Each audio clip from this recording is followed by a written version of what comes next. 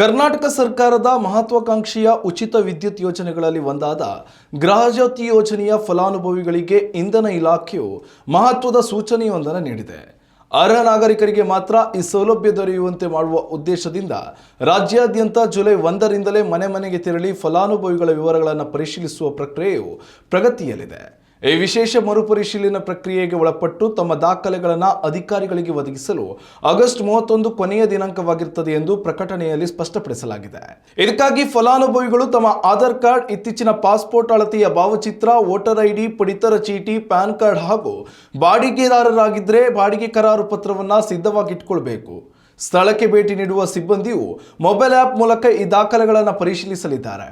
ನಿಗದಿತ ಗಡುವಿನೊಳಗೆ ಪ್ರಕ್ರಿಯೆ ಮುಗಿಸುವುದರಿಂದ ಅರ್ಹರಿಗೆ ತೊಂದರೆಯಾಗುವುದಿಲ್ಲ ಹಾಗೂ ಈ ಪರಿಶೀಲನೆಯಿಂದ ಸದ್ಯ ಚಾಲ್ತಿಯಲ್ಲಿರುವ ಉಚಿತ ವಿದ್ಯುತ್ ಸೌಲಭ್ಯಕ್ಕೆ ಯಾವುದೇ ಅಡಚಣೆಯಾಗುವುದಿಲ್ಲ ಎಂದು ಜಿಲ್ಲಾ ಗ್ಯಾರಂಟಿ ಯೋಜನೆಗಳ ಅನುಷ್ಠಾನ ಪ್ರಾಧಿಕಾರವು ಸ್ಪಷ್ಟನೆ ನೀಡಿದೆ.